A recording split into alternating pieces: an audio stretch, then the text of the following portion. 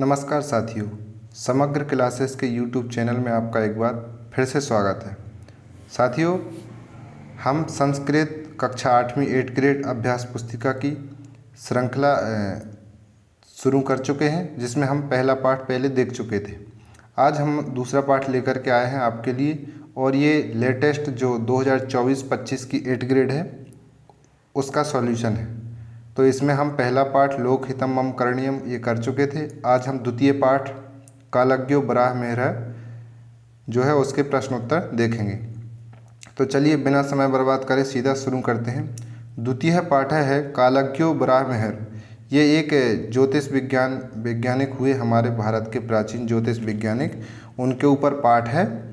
आप इसमें पढ़ सकते हैं, इनका सारा वर्णन दिया गया है। हम सीधा प्रश्नोत्तर पर बात करेंगे। सबसे पहले बहुविकल्पीय प्रश्न दिए गए हैं। पहला प्रश्न है खालिस्तान मंत्र द्रष्टारः, मतलब मंत्र जो है किनके द्वारा रचे गए हैं। तो इसमें आ जाएगा ऋषयः, मतलब ऋषियों के द्वारा जो है मंत्रों की रचना की गई है। दूसरा प्रश्न है कालगणना कस्मिन् शास्त्रे, मतलब कालगणना जो है समय की गणना किस शास्त्र में की जाती है। तो इसका आंसर हो जाएगा दूसरे विकल्प का अ ज्योतिष शास्त्रे। इसके बाद है तीसरा विकल्प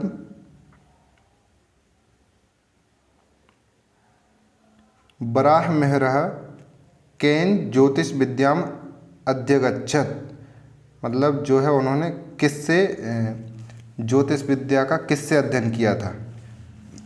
तो इसका आंसर हो जाएगा स्वकीय पित्रा, सा वाला विकल्प जो है, क्योंकि वराहमिहिर जो थे उन्होंने अपने पिता से ही ज्योतिष विद्या का अध्ययन किया था। इसके बाद है विकल्प 4 वैदिज्ञः वैज्ञानिकः च कः आसीत्, मतलब वैदिज्ञ और वैज्ञानिक कौन थे। तो ये इसका आंसर हो जाएगा विकल्प अ वराहमिहिरः। चूँकि ये पाठ ही पूरा उनके बारे में है तो अधिकांश उनसे संबंधित ही बात रहेगी इसके प्रश्नोत्तर में। उसके बाद विकल्प क्रमांक 5 है वाल्को अजायत पदे कः संधि अस्ति। तो इसमें वाल्को अजायत पदे संधि, इसमें आंसर द है विसर्ग संधि, क्योंकि यहाँ पर वाल्को के बाद जो ओ की मात्रा है उसके बाद अवग्रह चिन्ह लगा हुआ है, इसलिए यहाँ पर विसर्ग संधि होगी। ओ जो है विसर्ग में बदल जाएगा और अवग्रह चिन्ह पूरा आ बन जाएगा, तो यहाँ पर होगी विसर्ग संधि विकल्प द।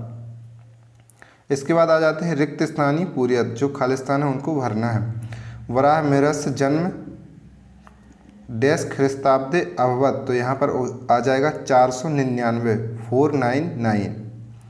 प्रश्न क्रमांक 7 है खालिस्तान विद्यायाः प्रमुख केंद्रम आसीत्। तो विद्या का प्रमुख केंद्र था कौन, उज्जैनी।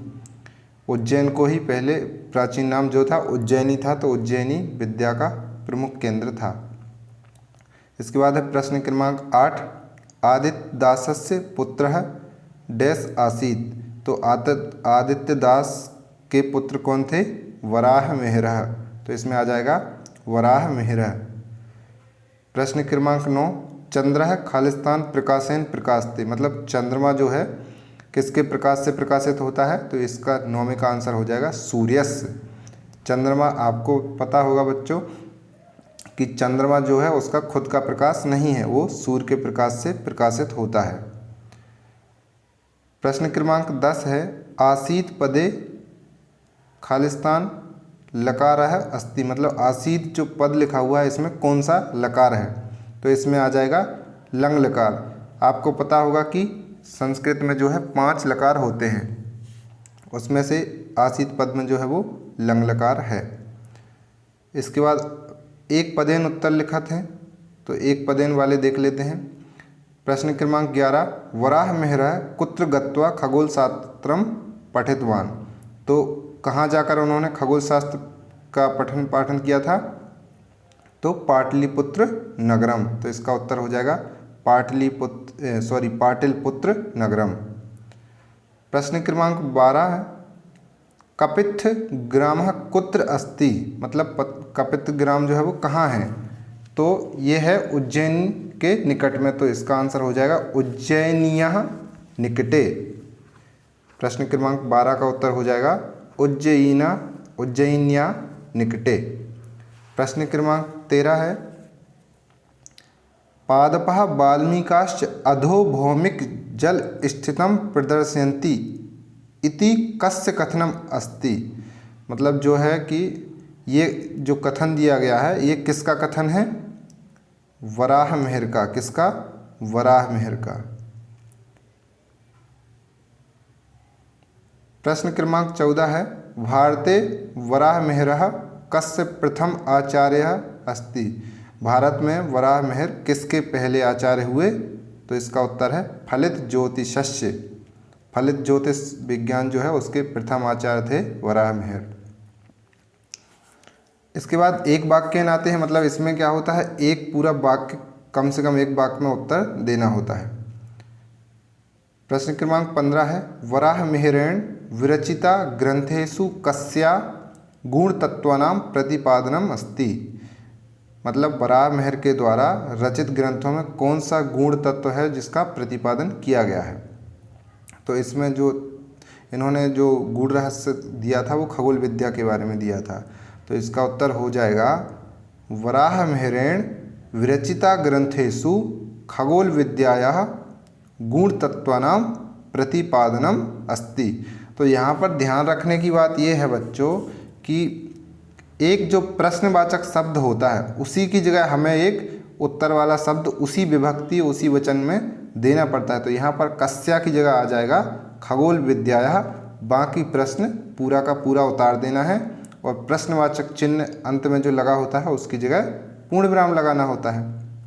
ठीक है, इसी प्रकार हर प्रश्न में होगा, किसी में थोड़ा बहुत चेंज हो सकता है आगे पीछे, बाकी सब इसी तरीके से आंसर बनते हैं।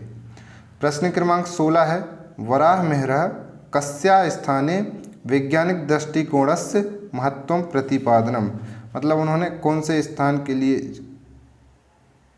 का जो है वैज्ञानिक दृष्टिकोण के महत्व को प्रतिपादन किया। तो इसका उत्तर देखिए, अब यहाँ पर कस्या आया है प्रश्नवाचक शब्द, तो कस्या की जगह आ जाएगा गतानुगतिकतायाः। मतलब गतानुगतिकताया। तो आंसर इस प्रकार बन जाएगा वराहमिहिरः गतानुगतिकतायाः स्थाने वैज्ञानिक दृष्टिकोणस्य महत्वं प्रतिपादितवान्। तो ये बात हर प्रश्न में ध्यान रखना है कि एक प्रश्नवाचक शब्द की जगह उत्तर वाला शब्द आ जाएगा और वहाँ की प्रश्न के जो है बचा हुआ वो ज्यों का त्यों उतार देना है और अंत में प्रश्नवाचक की जगह पूर्ण विराम लगाना है। अब देख लीजिए प्रश्न क्रमांक 17 में आदित्यदासः कस्य उपासक आसीत्। मतलब आदित्यदास जो थे वो किसके उपासक थे। तो देखिए कस्य की जगह यहाँ पे क्या आ जाएगा आदित्यस्य। मतलब वो जो है वो सूर्य के उपासक थे। तो यहाँ पर आ जाएगा आदित्यदासः आदित्यस्य उपासकः आसीत्। अब आता है प्रश्न क्रमांक 18 कस्य संरक्षणे बहुविध कला विज्ञान सांस्कृतिक केंद्रादीनि संरक्षितानि आसन। मतलब किसके संरक्षण में विभिन्न प्रकार की कला विज्ञान और सांस्कृतिक केंद्र जो है वो संरक्षित हुए या फिर बने। तो अब कस्य की जगह देख लीजिए, पहला ही शब्द डाल दिया हमने, गुप्त वंशस्य संरक्षणे बहुविध कला विज्ञान सांस्कृतिक केंद्रादीनि संरक्षितानि आसन।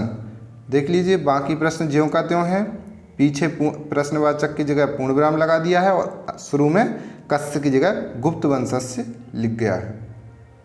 इसलिए संस्कृत में प्रश्नोत्तर याद करना बहुत ही इजी होता है, क्योंकि आधे से ज़्यादा कंटेंट जो है वो प्रश्न का ही होता है और एक उत्तरवाचक शब्द बस हमें याद करना पड़ता है। अब आते हैं दीर्घ उत्तरम लिखत। प्रश्न क्रमांक 19 वराहमिहिरस्य ज्योतिष क्षेत्रे योगदानम लिखत। मतलब वराहमिहिर का ज्योतिष के क्षेत्र में क्या योगदान था उसके बारे में लिखना है। तो इन्होंने बहुत प्रकार का कार्य किया ज्योतिष के क्षेत्र में। तो इसका उत्तर बन जाएगा ग्रह नक्षत्र प्रभावाश्रितम फलित ज्योतिषम नाम शास्त्रम तस्य प्रिय प्रतिपाद्य विषयोद अभवत् तेन कृता कालगणना प्रमाणिकी अस्ति। भारते फलित ज्योतिषस्य प्रथमः आचार्यः वराहमिहिरः एव अस्ति। तो ये हो जाएगा 19 नंबर का आंसर। इसका मतलब ये है कि उन्होंने जो है फलित ज्योतिष नाम का एक सबसे महत्वपूर्ण ग्रंथ का प्रतिपादन किया। उन्होंने जो कालगणना उनके द्वारा ही प्रमाणिक कालगणना की गई और भारत में फलित ज्योतिष के प्रथम आचार्य वराहमिहिर ही हुए। अब आ जाता है प्रश्न क्रमांक 20। कालज्ञो वराहमिहिरः ये पाठ है। इत्यस्मिन् पाठे समागतान् षष्ठी विभक्ति युक्तान् पदान् चित्वा लिखत यथा सूर्यस्। मतलब कालज्ञो वराहमिहिर नाम के पाठ में आए हुए षष्ठी विभक्ति युक्त वचन पद जो हैं उनको चुन करके यहाँ लिखना है, जैसे कि सूर्यस्य। तो इस प्रकार के जो पाठ में शब्द आए हैं वो आप पाठ को देखोगे तो ये शब्दों को यहाँ पर ढूंढ ढूंढ के छांट छांट करके लिख देना है।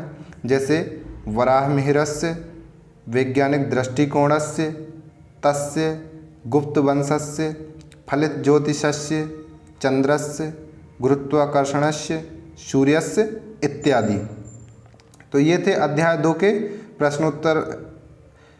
यदि आपको वीडियो अच्छे लगते हैं तो वीडियो को लाइक करते चलें और जिन्होंने सब्सक्राइब नहीं किया है वो सब्सक्राइब कर लें ताकि आने वाले वीडियोस के नोटिफिकेशन आप तक पहुंच जाएं। और आपको और किसी विषय से रिलेटेड क्वेश्चन आंसर या कोई टॉपिक पर वीडियोस चाहिए तो वो कमेंट में बता दें और अपने दोस्तों तक इसको शेयर करें।